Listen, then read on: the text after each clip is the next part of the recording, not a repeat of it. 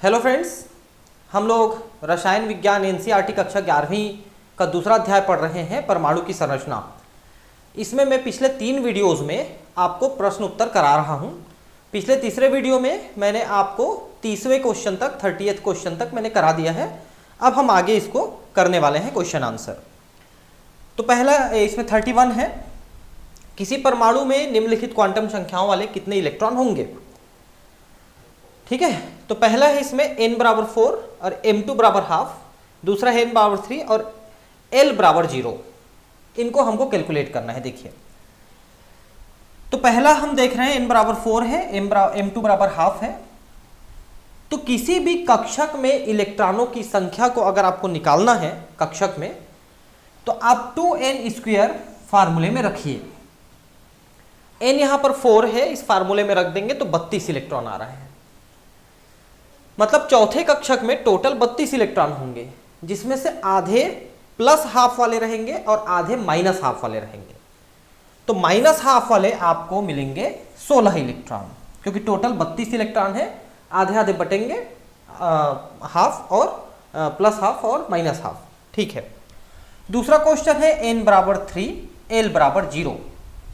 अब देखिए कि l बराबर अगर 0 है तो m का मान होगा 0, और 0 के लिए प्लस हाफ और माइनस हाफ, यानी किसी भी m के मान के लिए प्लस हाफ और माइनस हाफ 2 होते हैं। तो इस प्रकार केवल 2 इलेक्ट्रॉन रहेंगे। तो अगर आप इसमें n बराबर 3, 2 ऐसा कुछ भी लिख देंगे तब भी 2 ही इलेक्ट्रॉन मिलेंगे, क्योंकि l बराबर आपने 0 लिखा है। ठीक है, और 0 के लिए m बराबर भी 0 होगा, यानी कि एक कक्षक मिला आपको और एक कक्षक मिला तो उसमें 2 इलेक्ट्रॉन रहेंगे, प्लस हाफ और माइनस हाफ। तो टोटल 2 इलेक्ट्रॉन आपको उस कक्षक में मिल रहे हैं। 32, यह दर्शाइए कि हाइड्रोजन परमाणु की बोर कक्षा की परिधि उस कक्षा में गतिमान इलेक्ट्रॉन की डी ब्रॉगली तरंगदैर्ध्य की पूर्ण गुणक होती है।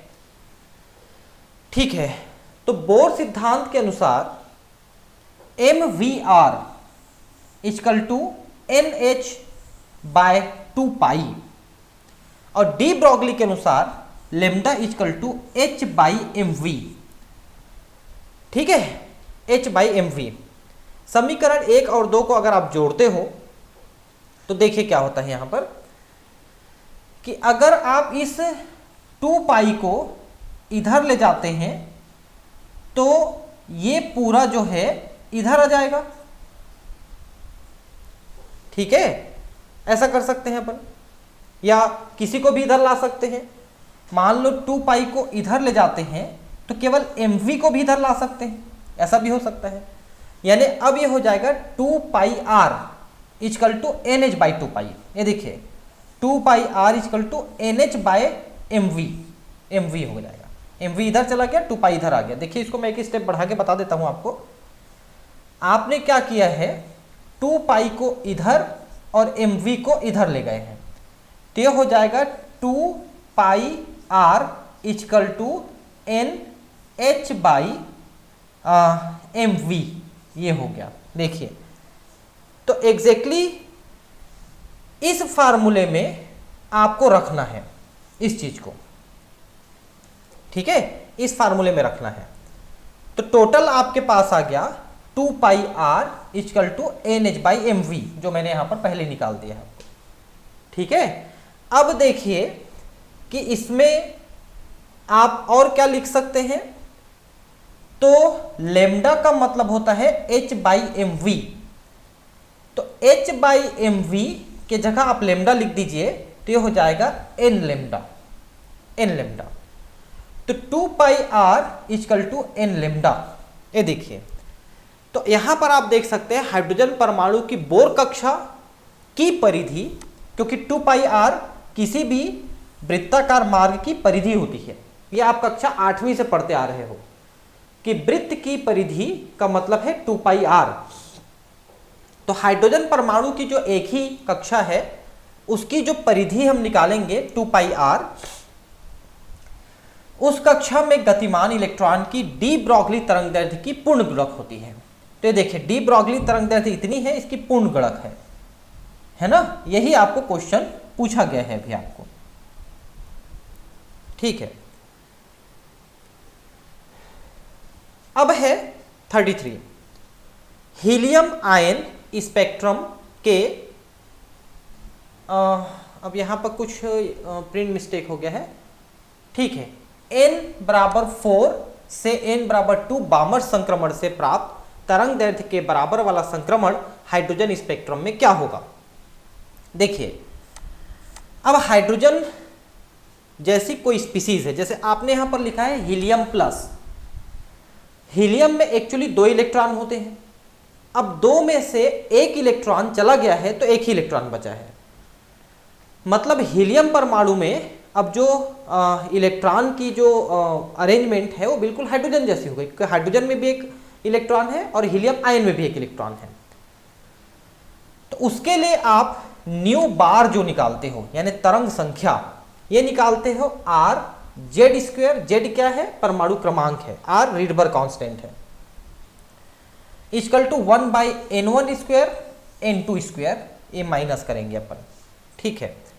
हीलियम के लिए चूंकि z बराबर 2 होता है तो 2 दूने 4 यहां पर रखेंगे तो r इक्वल टू 4 हो गया, और ये फार्मूला हम वापस यहां पर रख रहे हैं, हालांकि संक्रमण भी दे दिया है, आप चाहें तो लिख सकते हैं उसमें। तो यहां पर देखिए अब लिख रहा है वो, चूंकि ये n1 मतलब दूसरा कक्षक है, n2 मतलब चौथा कक्षक है, इसमें आपने रख दिया। अब इनको जब आप सॉल्व किए तो ये आया, इसके अंदर वाला जो मान आया वो आया 3/16, 3/16, ठीक है, ये आया। लघुत्तम समापवर्ग अगर निकालना पड़ेगा आपको तब आएगा ये। अब इसको जो गुणा किए तो ये हो गया 4 का 4, इससे 16 से काटेंगे तो 3/4 बचा, 3/4 r, ठीक है। तो न्यू बार इक्वल टू आपका आ गया 3/4 r, इतना आया, ठीक है। तो अब यहां पर क्या लिखा है, तरंग दैर्ध्य के बराबर वाला संक्रमण हाइड्रोजन स्पेक्ट्रम में क्या होगा, ये देखिए, यही तो आ गया 3/4, है ना। यह तभी संभव है जब n1 बराबर 1 तथा n2 बराबर 2 हो, अतः H स्पेक्ट्रम में समान तरंग दैर्ध्य के लिए संगत संक्रमण n बराबर 2 से n बराबर 1 होगा, ठीक है। तो इस तरह से आपने यहां पर निकाल लिया इसका मान, ठीक है। अब है प्रश्न 34, हीलियम प्लस जो है ये 1 इलेक्ट्रॉन लेता है, एक मिनट, यहां पर थोड़ा सा एक गलत छपा है, क्या छपा है पता है, ये हीलियम आयन नहीं रहेगा, हीलियम गैस रहेगा। हीलियम गैस का अणु 1 इलेक्ट्रॉन दे करके हीलियम आयन बना रहा है, प्रक्रिया के लिए आवश्यक ऊर्जा की गणना करें। कुल मिला के आपको यह पूछ रहा है कि हीलियम में से 1 इलेक्ट्रॉन निकालने के लिए आपको कितनी ऊर्जा खर्च करनी पड़ेगी, ये पूछ रहा है ना। हाइड्रोजन परमाणु की तटस्थ अवस्था में आयनन ऊर्जा 2.18 10⁻18 जूल पर एटम है। अगर हम हाइड्रोजन एटम की बात करें तो हाइड्रोजन एटम का जो इलेक्ट्रॉन है सबसे अंदर के कक्षक में है, अगर उस कक्षक से आप इलेक्ट्रॉन को निकालना चाहते हो तो आपको इतनी ऊर्जा खर्च करनी पड़ेगी, जबकि यहां पर यह हीलियम लिखा है, ठीक है। एक्चुअली ना इसमें मिस्टेक कहां पर मैं आपको बता रहा हूं, मिस्टेक यहां पर नहीं है इस क्वेश्चन में, यह ठीक है, हीलियम प्लस आयन है, इसमें से एक और इलेक्ट्रॉन निकलेंगे तो हीलियम 2 प्लस आयन बनेगा, इसलिए यह क्वेश्चन जो है हाइड्रोजन एटम जैसा हो गया। देखिए हाइड्रोजन में भी 1 इलेक्ट्रॉन रहता है, उसमें से आपको ऊर्जा निकालने के लिए इलेक्ट्रॉन निकालने के लिए इतनी ऊर्जा खर्च करनी पड़ती है। हीलियम आयन में भी 1 इलेक्ट्रॉन है, अब उस इलेक्ट्रॉन को निकालने के लिए आपको कितनी ऊर्जा खर्च करनी पड़ेगी ये पूछ रहा है। तो इसमें थोड़ा सा अंतर आएगा, जो ऊर्जा खर्च होगी उसमें थोड़ा अंतर आएगा। क्या अंतर आएगा देखिए, हाइड्रोजन जैसी स्पीसीज के लिए nth कक्षक की ऊर्जा निम्न व्यंजक से प्राप्त की जा सकती है। कैसे प्राप्त की जा सकती है देखिए, तो यहां पर है En equal to 1/4πε0 square into 2π² me4 z² divided by n² h²। ठीक है। अब देखिए, इसमें आपको ये जितना भी मान लिखा है, ठीक है, इनमें से ज़्यादातर चीज़ों को हम कैलकुलेट किए हैं और हमको एक फाइनल फार्मूला मिलता है। और फाइनल फार्मूला है ये कि किसी हाइड्रोजन एटम का हम लिख लेते हैं, उसके साथ हम Z² लगा देते हैं और N²।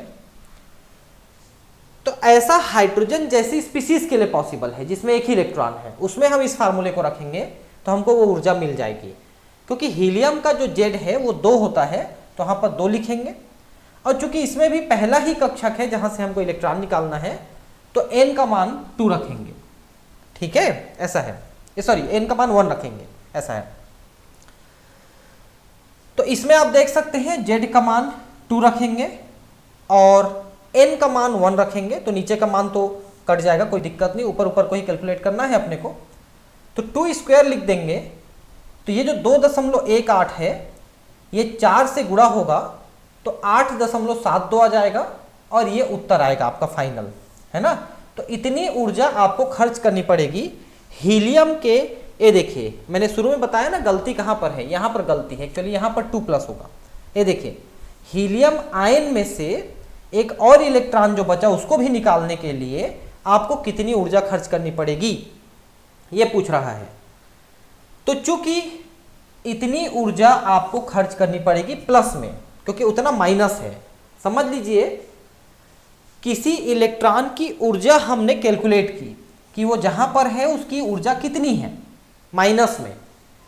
क्योंकि अगर वो कक्षकों को छोड़ के बाहर निकल जाता है तो उसकी ऊर्जा 0 हो जाती है, और अगर वो किसी कक्षक में है तो उसकी ऊर्जा माइनस में है। तो अगर उतनी ऊर्जा हम उसको दे देते हैं बाहर से, तो उस ऊर्जा को लेकर के वो कक्षक को छोड़ के बाहर निकल जाएगा। तो हमने यहां पर यह कैलकुलेट किया कि जो हीलियम एटम है उसके अंदर, सबसे अंदर के कक्षक में इलेक्ट्रॉन है, उसके पास इतनी ऊर्जा है माइनस में। अगर इतनी ऊर्जा हम प्लस में दे देते हैं तो टोटल ऊर्जा 0 हो जाएगी और वो इलेक्ट्रॉन उसके कक्षकों को छोड़ के बाहर निकल जाएगी, ठीक है। तो ये कक्षकों को छोड़ के बाहर निकल गई, ये देखिए, ठीक है। तो ये इतनी ऊर्जा प्लस में आपने दिया। इसको कैलकुलेट करने का ये तरीका है कि कितनी ऊर्जा हमारे पास है और अनंत में जाने के लिए कितनी ऊर्जा चाहिए। तो 0 होना चाहिए ऊर्जा को, जबकि इसके पास माइनस ऊर्जा है, तो टोटल में ये प्लस ऊर्जा आपको इतनी देनी पड़ेगी। मतलब ये है कि हीलियम को हाइड्रोजन की तुलना में ज़्यादा देना पड़ेगा, हीलियम आयन को, क्योंकि हीलियम में 2 प्रोटॉन हैं और 2 इलेक्ट्रॉन हैं। तो इलेक्ट्रॉन प्रोटॉन के बीच में ज़्यादा आकर्षण बल है। एक इलेक्ट्रॉन को पहले ही निकाल दिए हो तो दूसरा इलेक्ट्रॉन और मजबूती से बंध गया है, इसलिए उस दूसरे इलेक्ट्रॉन को निकालने के लिए आपको बहुत ऊर्जा खर्च करनी पड़ रही है, ठीक है। तो कैसे करना है ये आपने देख लिया। अब है 35। यदि कार्बन परमाणु का व्यास 0.15 नैनोमीटर है तो उन कार्बन परमाणु की संख्या की गणना कीजिए जिन्हें 20 सेंटीमीटर स्केल की लंबाई में एक एक करके व्यवस्थित किया जा सकता है। तो एक का साइज इतना है ना, और 20 सेंटीमीटर में कितने आएंगे, यही तो निकालना है अपने को, ठीक है। तो अगर साइज 0.15 नैनोमीटर है का मतलब है 0.15 गुणित 10⁻⁻⁹। और अगर आप इसको एक और बिंदु यहां पर लगाते हैं तो 10⁻⁻10 हो जाएगा, ठीक है, ऐसा हो जाएगा। 10⁻⁻10, ये 10 उधर जाएगा, है प्रिंट मिस्टेक हो गया जहां पर मैं लिखा हूं वहां पर, ठीक है। अब देखिए कि एक कार्बन परमाणु का आपने साइज निकाला और 20 सेंटीमीटर में कितने आएंगे इसको निकालना है। तो यहां पर थोड़ा सा कुछ प्रिंट मिस्टेक हो गया है, इसको आप नहीं देखेंगे, ठीक है। तो आप यहां पर देखिए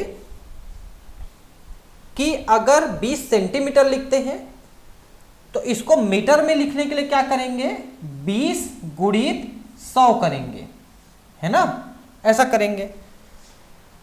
और इसकी साइज है 1.5 10⁻⁻10। तो 20 देखिए यहाँ पर ये थोड़ा सा मैं आपको पहले बता देता हूँ, 20 गुणित 100 किया हुआ था, ठीक है, और ये 1.5 10 के घात -8 -10 किया हुआ था यहाँ पर, ठीक है। तो 20 सेंटीमीटर है ना, तो 20 बटा आएगा, सॉरी ये 20/100 आएगा ना, ये 20/100, ठीक है। तो 20/100 आपने किया, ठीक है, 20/100 किया और 100 की गुणाएं -10 से किया तो -8 बचा। देखिए इसको मैं ठीक से बता रहा हूं, देख लीजिए। 20 सेंटीमीटर का मतलब है 20/100 मीटर, ठीक है।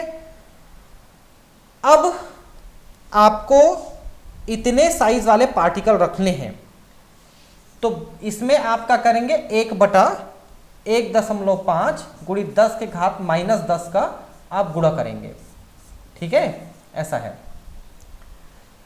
तो ये 1 2, तो ये -8 हो गया, तो 20/1.5 10 के घात -8 ये आपने लिखा यहाँ पर, एकदम करेक्ट है, कोई दिक्कत नहीं। इसको सॉल्व करेंगे तो -8 ऊपर जाके +8 हो जाएगा, है ना, और फिर ये 20 भागित 1.5 करेंगे और 20 में से एक जीरो को हटा देंगे तो 10 के घात 10 हो जाएगा, 9 हो जाएगा, और 1/3 ये मेरे हिसाब से आप सॉल्व कर पाएंगे आराम से, ठीक है। ये 20 सेंटीमीटर मतलब हुआ 20/100 मीटर, 20/100 मीटर, ध्यान रखेंगे, ठीक है। अब जो है आप यहाँ पर सॉल्व कर सकते हैं, उसमें आपको इसको भाग कर देना है, ये जो ये इसको आपको भाग कर देना है तो आ जाएगा उत्तर, ठीक है। ये यहाँ पर ना बहुत ज़्यादा प्रिंट मिस्टेक हो गया है तो इसको नहीं लिखेंगे। एक्चुअली मैंने भी इसको वेबसाइट से लिया है ना, टाइप करना पॉसिबल नहीं है, इतना सारा टाइम भी नहीं मिल पाता है मुझे, थोड़ा सा दो जगह काम और रहते हैं, ये भी कारण है। 36 नंबर क्वेश्चन, कार्बन के 2 × 10 के घात 8 परमाणु एक कतार में व्यवस्थित है। इस व्यवस्था की लंबाई 2.4 है सेंटीमीटर, तो कार्बन परमाणु के व्यास की गणना कीजिए। मतलब 2.4 सेंटीमीटर में इतने परमाणु आ गए, तो एक परमाणु की साइज पूछ रहा है, ठीक है। तो 2.4 सेंटीमीटर लिखे हो, इसको आप मीटर करना चाहोगे तो भागित 100 करना पड़ेगा आपको, ठीक है, ऐसा है। और 2.8 है ये। अब सेंटीमीटर में निकालना चाहो तो सीधे सीधे भाग कर दो, सेंटीमीटर में निकालना है तो 2.4 के भाग 2 × 10 के घात 8 कर दीजिए, तो ये सेंटीमीटर में आ जाएगा, है ना। परमाणु का व्यास आ गया ये, और त्रिज्या निकालने के लिए आधा करना पड़ेगा, तो ये त्रिज्या निकल गई सेंटीमीटर में। और अगर आप इसको मीटर में लिखना चाहते हो तो आपको लिखना पड़ेगा इसको 6 × 10⁻⁻12 मीटर लिखना पड़ेगा आपको, या 6 पिकोमीटर लिख सकते हो, ठीक है, या 0.06 एंगस्ट्रॉम लिख सकते हो, या 0.006 नैनोमीटर लिख सकते हो, इस टाइप का आप कर सकते हो। कन्वर्सन तो आपको आना चाहिए, पहले चैप्टर में मैंने काफ़ी कुछ पढ़ाया है इसके बारे में, आप ध्यान देंगे, है ना। बस आपको भाग कर देना है, 2.4 से आपको परमाणु के साइज का भाग कर देना है तो व्यास निकल जाएगा। परमाणु की संख्या का भाग करेंगे तो व्यास निकलेगा, व्यास को 2 से भाग करेंगे तो त्रिज्या निकलेगी, ठीक है, ऐसा है इसका, ठीक है। किसी परमाणु का व्यास 2.6 एंगस्ट्रॉम है, तो पहला जिंक परमाणु की त्रिज्या पिकोमीटर में तथा दूसरा 1.6 सेंटीमीटर की लंबाई में कतार में लगातार उपस्थित परमाणुओं की संख्या की गणना करें, ठीक है। तो जिंक परमाणु का व्यास जो है 2.6 एंगस्ट्रॉम दिया है, मीटर में निकालेंगे तो -10 से आप गुणा करेंगे, मीटर में निकल गया। अब पिकोमीटर में निकालना चाहेंगे तो और आगे आप उसको 10 के घात -12 करके पिकोमीटर लिख सकते हैं। तो 260 पिकोमीटर इसका व्यास आया, त्रिज्या आधा कर देंगे तो 130 पिकोमीटर इसकी आ गई त्रिज्या, ठीक है। और इसको लिखना चाहेंगे तो 1.3 × 10⁻² पिकोमीटर लिख सकते हैं। दी की लंबाई है 1.6 सेंटीमीटर और 1.6 सेंटीमीटर का मतलब है 10 के घात -2 मीटर। ठीक है, और परमाणु का व्यास है 2.6 10 के घात -10 मीटर। ठीक है, तो दी गई लंबाई में परमाणुओं की संख्या कितनी दी गई है? लंबाई 2.6 सेंटीमीटर। एक परमाणु की जो व्यास है, त्रिज्या है, इनको आप डाल देंगे। ठीक है, तो उसको आपको आराम से निकल जाएगा। तो 1.6 सेंटीमीटर में परमाणु के व्यास को लिख देंगे तो उतने परमाणु आपके आएंगे। ठीक है, तो 1.6 10 के घात -2 इतनी बड़ी लंबाई में इतने बड़े साइज के पार्टिकल कितने ठो आ पाएंगे वो यहाँ पर लिखा है। इसका ये मतलब है इतने ठो आ पाएंगे, यहाँ पर इतने पीस आ पाएंगे। ठीक है, वो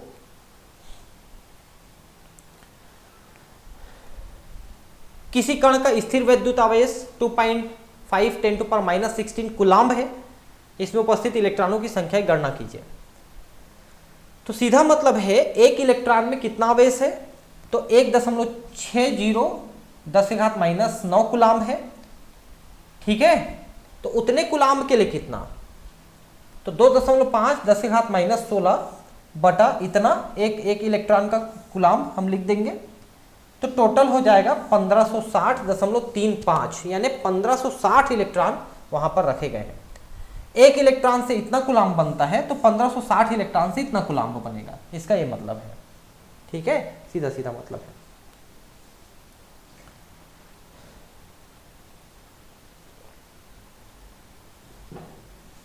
नेक्स्ट क्वेश्चन है, पढ़ेंगे अभी। ठीक है, 39 नंबर क्वेश्चन हम पढ़ने वाले हैं। ठीक है, मिलिकॉन के प्रयोग में तेल की बूंद पर चमकती एक्स किरणों द्वारा प्राप्त स्थैतिक विद्युत आवेश प्राप्त किया जाता है। तेल की बूंद पर यदि स्थैतिक विद्युत आवेश -1.282 10 के घात -18 कूलाम्ब है, इसमें उपस्थित इलेक्ट्रॉनों की संख्या की गणना करें। तो सीधा सा मतलब है इलेक्ट्रॉन का जो आवेश होता है 1.6 10 के घात -19 कूलाम्ब होता है एक इलेक्ट्रॉन में। ठीक है, एक इलेक्ट्रॉन में माइनस कूलाम्ब 10⁻⁻19 कूलाम्ब होता है। और टोटल इतना कूलाम्ब है आपके पास आवेश। ठीक है, तो इसको भाग कर देंगे। यहाँ पर 16 के हिसाब से निकाला है कि 18 के हिसाब से निकाला है। 1 मिनट कैलकुलेट कर लेते हैं। 1/10 16 18 यानी कि हो गया -18 1 8। मेरे को लग रहा है ये 18 ही है, ये यहाँ पर गलत छपा है, 18 आएगा। ठीक है, तो कुल मिला के ये जितना आवेश है उससे आपको एक इलेक्ट्रॉन के आवेश को भाग देना पड़ेगा। तो इतने इलेक्ट्रॉन उस मिलिकॉन की तेल की बूंद में है। मिलिकॉन एक्सपेरिमेंट आपको याद होगा कैसे होता है कि ऐसे एटोमाइजर से हम तेल की बूंदें डालते हैं, उसमें इलेक्ट्रॉन चिपक जाता है, उससे उसमें आवेश आ जाता है। इस चीज़ को आप बहुत अच्छे से जानते हैं वहाँ पर मिलिकॉन एक्सपेरिमेंट में। तो कितने इलेक्ट्रॉन चिपके एक तेल की बूंद में? 8 इलेक्ट्रॉन चिपके। अगर उसमें इतना आवेश आया है तो एक इलेक्ट्रॉन के चिपकने से इतना आवेश आएगा और 8 इलेक्ट्रॉन के चिपकने से इतना आवेश आएगा। कुल मिला के ये मतलब है, भाग कर दिया है सीधा सीधा। नेक्स्ट, रदरफोर्ड के प्रयोग में सोना, प्लेटिनम आदि भारी परमाणुओं की पतली पन्नी पर अल्फा किरणों द्वारा बमबारी की जाती है। यदि एल्यूमिनियम आदि जैसे हल्के परमाणु की पतली पन्नी ली जाए तो उपयुक्त परिणाम में क्या अंतर आएगा? तो अंतर ये आएगा कि चूंकि वो भारी धातु है, उसका केंद्रक बड़ा है, न्यूक्लियस मतलब जो नाभिक है वो बड़ा है, तो ज़्यादा अल्फा पार्टिकल उससे टक्कर मार के आते हैं। अगर हम छोटे नाभिक वाले लेते हैं, कोई भी पन्नी लेते हैं, तो उससे वो गुजर जाएगा। वैसे भी बहुत पतली पन्नी ले रहे हो आप एल्यूमिनियम की, और दूसरा कि उसका नाभिक भी छोटा है, क्योंकि उसका परमाणु भार कम है, परमाणु द्रव्यमान कम है, उसे कारण से उसका केंद्रक छोटा है नाभिक, और वो ज़्यादातर और अल्फा पार्टिकल बाहर सीधे सीधे निकल जाएंगे। हल्के परमाणुओं जैसे एल्यूमिनियम के नाभिक छोटे तथा कम धन आवेश युक्त होते हैं। यदि इनका प्रयोग रदरफोर्ड के प्रयोग में अल्फा कणों द्वारा बमबारी के लिए किया जाए तो नाभिकों के छोटे होने के कारण अधिकतर कण लक्ष्य परमाणुओं से बिना टकराए ही बाहर निकल जाएंगे। ठीक है, रदरफोर्ड एक्सपेरिमेंट मैंने बताया था कि इन्होंने अल्फा कणों को सोने की पन्नी में डाला था, तो उसके नाभिक से टकरा के कुछ अल्फा पार्टिकल वापस आ गए थे।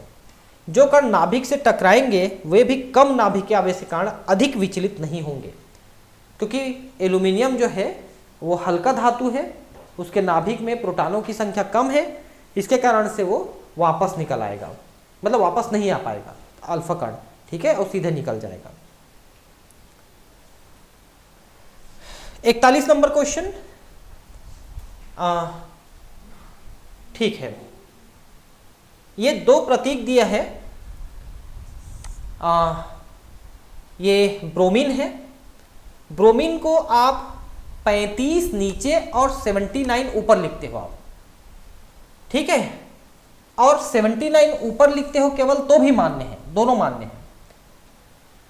लेकिन अगर 79 को नीचे और 35 को ऊपर लिख देते हो तो मान्य नहीं है, या 35 को ऊपर लिख देते हो तो भी मान्य नहीं है। ऐसा क्यों? क्योंकि ये जो 35 दिखा रहा है ये इसका परमाणु क्रमांक है, और जो 79 दिखा रहा है ये परमाणु द्रव्यमान है। तो शुरू से जो प्रतीक हमने निर्धारित किया है वो ये निर्धारित है कि आप जो है परमाणु क्रमांक को नीचे और परमाणु द्रव्यमान को ऊपर लिखेंगे।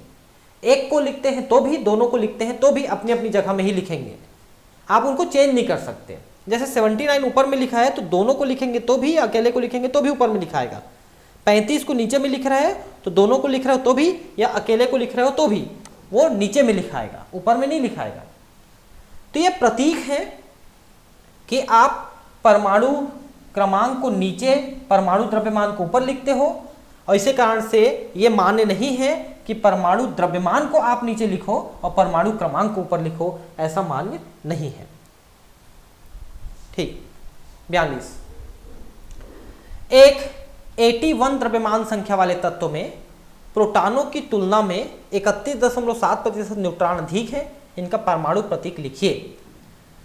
तो कुल मिला के ये है कि 81 द्रव्यमान संख्या है, मतलब प्रोटॉन की संख्या इसमें 81 है और न्यूट्रॉन की संख्या इससे 31% ज्यादा है। ठीक है, तो 31% कितना आएगा? 81 का 31.7% आप निकालिए तो आपको आएगा एक मिनट, द्रव्यमान, सॉरी एक मिनट, थोड़ा सा ये गलत मैंने बता दिया। 81 का मतलब है यहाँ पर द्रव्यमान संख्या, मतलब प्रोटॉन और न्यूट्रॉन दोनों मिला के 81 है। ठीक है, और न्यूट्रॉन इसमें प्रोटॉन से इतना प्रतिशत अधिक है, तो दोनों की संख्या निकालना है अपने को। तो मानते हैं अपन कि तत्व में प्रोटॉन है वो P से दिखाएंगे, न्यूट्रॉन को N से दिखाएंगे। तो N बराबर प्रोटॉन प्लस प्रोटॉन का 31.7%, जितना प्रोटॉन है उसमें से उतना और अधिक होना चाहिए, 31.7% अधिक होना चाहिए। तो टोटल हो जाएगा 1.317 प्रोटॉन, मतलब न्यूट्रॉन जो है प्रोटॉन का इतना गुना रहेगा। ठीक है, और दोनों मिला के 81% है, तो प्रोटॉन के जगह प्रोटॉन और न्यूट्रॉन के जगह भी 1.317 प्रोटॉन लिख दिए, तो 81। अब यहां पर आप देखिए कि टोटल क्या हो गया, कि यहां पर टोटल प्रोटॉन हो गए 2.317, क्योंकि एक प्रोटॉन और 1.31 प्रोटॉन मिलके हो गए 2.317 प्रोटॉन। ये दोनों प्रोटॉन जुड़ गए, ये एक प्रोटॉन है और ये 1.31 प्रोटॉन है, तो टोटल हो गया 2.31 प्रोटॉन। ठीक है, और अब इसको आप यहां से इधर ले आएंगे 81 में, तो प्रोटॉन की संख्या निकल गई 81/2.317, तो 34.96 मतलब 35, मतलब 35 प्रोटॉन है, तो 81 में से 35 घटा दीजिए तो आपका न्यूट्रॉन की संख्या आ जाएगी। ठीक है, तो ब्रोमीन है और परमाणु क्रमांक इसका 35 हो गया और परमाणु द्रव्यमान 81 हो गया। तो आप ये दोनों को यहाँ पर दिखा सकते हैं कि कितना है। 35 इसका प्रोटॉन है और बचा खुचा न्यूट्रॉन है, 81 में से 35 को घटा देंगे तो कितना आ रहा है देख लीजिए, 81 है और आप इसमें 35 को घटा रहे हैं, तो आपका कितना हो गया 6 हो गया और ये 4 हो गया, यानी 46 आपके न्यूट्रॉन हो गए, तब जाकर के वो पूरा 81 हो पा रहा है। तो आप यहाँ पर फार्मूला सिंपल लिखेंगे कि न्यूट्रॉन की संख्या जो है प्रोटॉन का 31.7% ज़्यादा है, मतलब जितना प्रोटॉन है उसमें 31.7% और जोड़ दीजिए, यानी टोटल प्रोटॉन का इतना है ना। तो न्यूट्रॉन के जगह में आप प्रोटॉन का फार्मूला रखेंगे तो ये आपको आ गया इतने प्रोटॉन है, ऐसा आ गया आपको। तो थोड़ा ध्यान से इस क्वेश्चन को बनाएंगे, बहुत बढ़िया क्वेश्चन दिया है, इसको घुमा फिरा के दिया है, तो आप थोड़ा इसको ध्यान से बनाते रहेंगे। नेक्स्ट क्वेश्चन हम पढ़ेंगे 43वां नंबर क्वेश्चन, ठीक है। ठीक है, आगे पढ़ते हैं, है ना। ठीक है, तो 43 37 द्रव्यमान संख्या वाले एक आयन पर ऋण आवेश की एक इकाई है, ठीक है, यानी एक इलेक्ट्रॉन निकल गया है, सॉरी आ गया है, एक इलेक्ट्रॉन एक्स्ट्रा आ गया है। यदि आयन में इलेक्ट्रॉनों की तुलना में न्यूट्रॉन 11.1% अधिक है तो आयन का प्रतीक लिखिए। मतलब इसमें आपको सब कुछ बताना है क्या क्या है। मतलब न्यूट्रॉन जो है इलेक्ट्रॉनों की तुलना में इतनी ज़्यादा है, ठीक है, ये आपको बता गया है। देखिए अब कैसा है, तो माना इलेक्ट्रॉनों की संख्या आयन में x है, ठीक है, तो न्यूट्रॉनों की संख्या कितनी होगी, इसका 11.1% अधिक इस x का, तो ये आ गया 1.111x, इतना न्यूट्रॉन होगा। चूंकि आयन में एक इकाई ऋणात्मक आवेश है, अतः मुख्य परमाणु में, मूल परमाणु में उपस्थित इलेक्ट्रॉनों की संख्या एक कम रहेगी, क्योंकि आयन बनाने के लिए एक एक्स्ट्रा इलेक्ट्रॉन लिया है। तो शुरू में एक इलेक्ट्रॉन कम था, बाद में एक्स्ट्रा लिया है ना, तो शुरू में जितना इलेक्ट्रॉन था वो हो जाएगा x-1 और प्रोटॉनों की संख्या भी हो जाएगी x-1। तो प्रोटॉन की संख्या न्यूट्रॉन की संख्या बराबर द्रव्यमान संख्या। प्रोटॉन की संख्या है x-1 और न्यूट्रॉन की संख्या है 1.111x बराबर 37, क्योंकि 37 इसका आपने दिया है परमाणु द्रव्यमान। तो x में इतना घटाएंगे और इतना जोड़ेंगे तो ये हो जाएगा 0.11x हो जाएगा। ये देखिए, नहीं एक मिनट, x-1 प्लस 1.111x, ठीक है, इसको सॉल्व करना पड़ेगा एक्चुअली, ठीक है। तो सॉल्व करेंगे तो टोटल आ जाएगा यहां पर 2.111x, क्योंकि ये जुड़ जाएंगे दोनों बाहर आके, ये x आ गया, ठीक है, बराबर 37। तो x बराबर 37 बटा 2.111 यानी 18, मतलब आयन में 18 इलेक्ट्रॉन है। तो मूल परमाणु में 17 इलेक्ट्रॉन थे, 17 प्रोटॉन थे और बचा हुआ न्यूट्रॉन, ठीक है। तो 17 प्रोटॉन है देखिए, और आयन का प्रतीक हम लिखेंगे 1737 क्लोराइड माइनस, क्योंकि हम प्रतीक में ना मूल परमाणु का लिखते हैं, मूल परमाणु का परमाणु क्रमांक और परमाणु द्रव्यमान को हम लिखेंगे और माइनस लिख देंगे। ये इसको लिखने का तरीका है। आप यहां पर 18 नहीं लिखेंगे, क्योंकि 18 इसका परमाणु क्रमांक नहीं है, 17 है, क्योंकि प्रोटॉन अभी भी 17 है और परमाणु क्रमांक हम प्रोटॉन से लिखते हैं, न कि इलेक्ट्रॉन से। तो कुल मिला के आप क्या समझे कि ये एक क्लोरीन है जिसमें एक इलेक्ट्रॉन एक्स्ट्रा आ गया है और उसके कारण से क्लोराइड आयन हो गया है, बस ये आपको समझना है। नेक्स्ट, 56 द्रव्यमान संख्या वाले एक आयन पर धन आवेश की 3 इकाई है और इसमें इलेक्ट्रॉन की तुलना में 30.4% न्यूट्रॉन अधिक है। इस आयन का प्रतीक लिखिए। तो धन आवेश 3 का मतलब है 3 इलेक्ट्रॉन चले गए हैं और जितने बचे उनमें से 30.4% अधिक न्यूट्रॉन है, ठीक है। तो आयन में इलेक्ट्रॉन की संख्या x मान लेते हैं, तो न्यूट्रॉन की संख्या यानी x का 30.4% ज्यादा रहेगा, x प्लस रहेगा, तो टोटल हो गया 1.304x, ठीक है।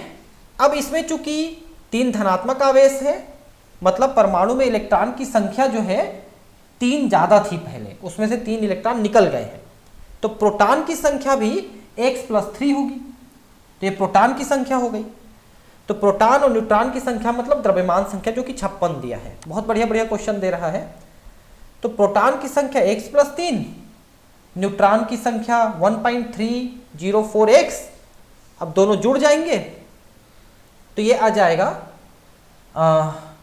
2.304x equal to 53। x का मतलब 53 में से 2.304 को घटा देंगे, मतलब डिवाइड कर देंगे तो 23। तो आयन में इलेक्ट्रॉन की संख्या है 23, यानी मूल परमाणु में 26, और 26 इसके प्रोटॉन की संख्या हुई। ठीक है, तो प्रोटॉन की संख्या हो गई 26। तो अगर हम इसको लिखें 26 56, तो 26 नंबर आयरन का है, और इसमें 3 इलेक्ट्रॉन चला गया है, यानी Fe3+ है।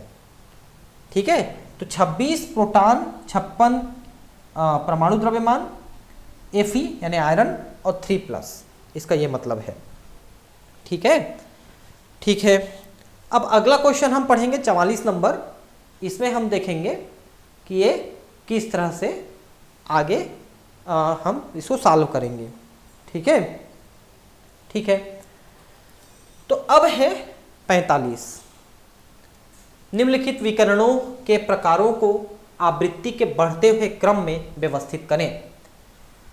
माइक्रोवेव ओवन से विकिरण, यातायात संकेत से अंबर प्रकाश, एफएम रेडियो से प्राप्त विकिरण, बाहरी द्विक यानी कि अंतरिक्ष से कॉस्मिक किरणें और एक्स किरणें।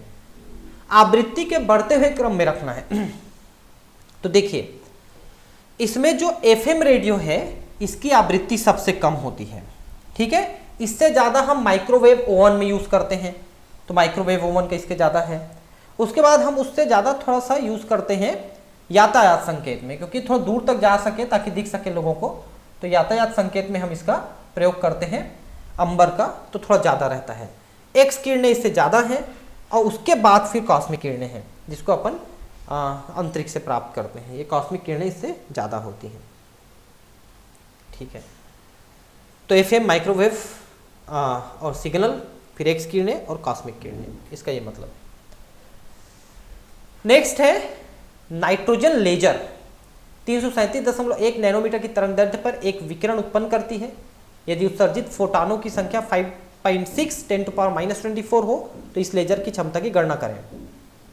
ठीक है, तो अपन ये देखते हैं कि इसमें एक तो आपको तरंगदैर्ध्य दे दिया है, दूसरा इसमें फोटॉनों की संख्या दे दिया है। तो क्षमता का मतलब है इसमें से कितनी ऊर्जा निकल रही है, ये हमको बताना है। ऊर्जा पूछ रहा है। तो तरंगदैर्ध्य दिया है 337.1 नैनोमीटर। नैनोमीटर का मतलब है 10⁻⁹ इसका मतलब है। ठीक है, और विकिरण की ऊर्जा, अब देखिए विकिरण की ऊर्जा कैसे निकालते हैं। तो E = h न्यू, न्यू का मतलब c/λ। ठीक है, अब इसमें रख देंगे तो h का मान आपको पता है इतना, तो याद हो गया होगा अब तक 6.6 10⁻34। c का मान भी याद हो गया 3 × 10⁻8। लेमडा का मान दिया है, आप यहां रख दीजिए और कैलकुलेट करिए। तो 5.89 10⁻19 जूल। ये क्या है पता है, एक फोटॉन की ऊर्जा है, एक फोटॉन की। ठीक है, अब मान लो फोटॉन की संख्या इतनी है। ठीक है, फोटॉनों की संख्या इतनी है, ये प्लस में आएगा ना, ये गलत लिख दिया है, ये प्लस है। फोटॉनों की संख्या 5.6 10⁻24 है, तो टोटल ऊर्जा कितनी हुई। तो एक फोटॉन की ऊर्जा आपने निकाली, तो टोटल फोटॉनों की ऊर्जा लिख लीजिए। ठीक है, तो एक फोटॉन की ऊर्जा आपने लिखी 5.89 10⁻19 इंटू 5.6 10⁻24, इतनी फोटॉन है। तो टोटल ऊर्जा हो गई 32.98 10⁵ जूल पर सेकंड, और जूल पर सेकंड का मतलब है वाट, तो 32.98 10⁵ वाट ये ऊर्जा है। मतलब कि उस लेजर से इतनी ऊर्जा पर सेकंड निकल रही है। ठीक है, यानी उतनी ऊर्जा वो खाएगी और उतनी ऊर्जा निकालेगी, इसका ये मतलब है। नियॉन गैस को सामान्यतः संकेत बोर्डों में प्रयोग किया जाता है। यदि यह 616 नैनोमीटर पर प्रबलता से विकिरण उत्सर्जन करती है तो पहला इसकी आवृत्ति, दूसरा 30 सेकंड में इस विकिरण द्वारा तय की गई दूरी। क्वांटम की ऊर्जा, उपस्थित क्वांटम की संख्या गणना कीजिए। ठीक है, यदि यह 2 जूल की ऊर्जा उत्पन्न करती है तो अब देखते हैं कितना दिया है, तरंग दैर्ध्य दिया है और आपको ये सब चीज की कैलकुलेशन करनी है। ठीक है, तो पहला है तरंग दैर्ध्य। ठीक है, दिया है आपको इसकी आवृत्ति कैलकुलेट करनी है। तो न्यू बराबर सी बाई लेमडा, ये तो आप बहुत पढ़ चुके हो, बार बार पढ़ चुके हो। सी बाई न्यू लेमडा भी पढ़ चुके हो, वही उसी फार्मूले को घुमा फिरा के लिख रहा है। उसमें आप पुटअप करेंगे कि ये सी जो है इतना आपको पता है, इतना दिया हुआ है लेमडा, तो इतनी आपकी आवृत्ति हो गई। पहला सिंपल है जो है इसमें सी इक्वल टू न्यू लेमडा, इस फार्मूले में आपने रखा। सी आपको पता है, लेमडा आपको दिया हुआ है, तो ये इधर आकर के करेक्ट हो गया। ठीक है, विकिरण का वेग आपका होता है 3.10 के घात 3 × 10 के घात 8। अब ये 30 सेकंड में कितना, तो इसका 30 से गुणा कर दीजिए सीधा सीधा, क्योंकि 1 सेकंड में इतना तो 30 सेकंड में इतना, तो ये आ गया उतना 9.10 के घात 9 मीटर। ऊर्जा कितनी होगी, ऊर्जा E equal to h nu. H का मान आपको पता है, न्यू का मान आपने कैलकुलेट किया अभी, दोनों को रख दीजिए, तो ये ऊर्जा हो गई, है ना। अब उपस्थित क्वांटम की संख्या, तो कितनी ऊर्जा आपने निकाली और एक क्वांटम की ऊर्जा, एक क्वांटम की ऊर्जा 2 जूल दिया हुआ है आपको पता है। ठीक है, तो वो आप रख देंगे यहां पर। उपस्थित क्वांटम की संख्या, तो कुल उत्पन्न ऊर्जा कितनी है और एक क्वांटम की ऊर्जा कितनी है, तो कुल उत्पन्न ऊर्जा है 2 जूल और एक क्वांटम की ऊर्जा है इतनी, जो अभी आपने निकाला है ये वाला, ये आया, और आप कैलकुलेट कर लीजिए 6.2 10⁻18। तो इस तरह से आप इसको कैलकुलेट करेंगे, बहुत सिंपल तरीके से कैलकुलेशन हो रहा है। ठीक है, तो इनमें कोई भी ऐसा चीज नहीं है जो आपको यहाँ पर दिक्कत पैदा करे और आपको लगे कि शायद आप इसको नहीं बना पा रहे हैं, तो ऐसा कुछ नहीं है, बड़े आराम से ये कैलकुलेट हो रहा है, आप देख सकते हैं। ठीक है, नेक्स्ट, खगोलीय प्रेक्षणों में दूरस्थ तारों से मिलने वाले संकेत बहुत कमजोर होते हैं। यदि फोटॉन संसूचक 600 नैनोमीटर के विकिरण से कुल इतनी ऊर्जा प्राप्त करता है, तो संसूचक द्वारा प्राप्त फोटॉनों की संख्या की गणना कीजिए। ठीक है, एक फोटॉन की ऊर्जा एच न्यू यानी एच सी बाई लेमडा से आप कैलकुलेट करते हो। लेमडा आपको दिया है 600 नैनोमीटर, एच और सी आपको पता है, कैलकुलेट करिए तो आ जाएगा 3.313 10⁻−19 जूल एक फोटॉन की ऊर्जा। ठीक है, अब प्राप्त फोटॉनों की ऊर्जा, तो जितनी जूल आपको मिली और एक फोटॉन की ऊर्जा, तो इतनी जूल आपको मिली है 3.15 10⁻18 और एक फोटॉन की ऊर्जा इतनी, तो टोटल हो गई 9.5110। तो आपको 10 फोटॉन मिले हैं, 10 फोटॉन से उसने उस तारे का जो है कुछ कैलकुलेट किया है। ठीक है, नेक्स्ट, उत्तेजित अवस्थाओं में अणुओं के जीवन काल का माप प्रायः लगभग नैनो सेकंड परास वाले विकिरण स्रोत का उपयोग करके किया जाता है। यदि विकिरण स्रोत का काल यहां पर कुछ गलत छप गया है। ठीक है, 2 × 2 नैनो सेकंड है ये, 2 नैनो सेकंड। ठीक है, ठीक है, विकिरण स्रोत का काल 2 नैनो सेकंड और स्पंदित विकिरण स्रोत के दौरान उत्सर्जित फोटॉनों की संख्या 2.5 10⁻−15 है। तो स्रोत की ऊर्जा की गणना करें। ठीक है, तो आवृत्ति आप कैसे निकालते हो, 1/, जीवन काल लिख के आवृत्ति निकालते हो।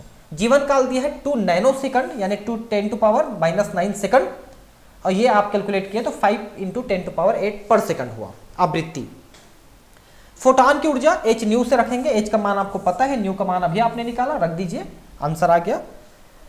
स्रोत की ऊर्जा, तो उत्सर्जित फोटॉनों की संख्या और एक फोटॉन की ऊर्जा, तो एक फोटॉन की ऊर्जा आपको मिल गई और टोटल फोटॉन आपको मिले हैं 2.5 10⁻15 प्लस 15 है ना, 15।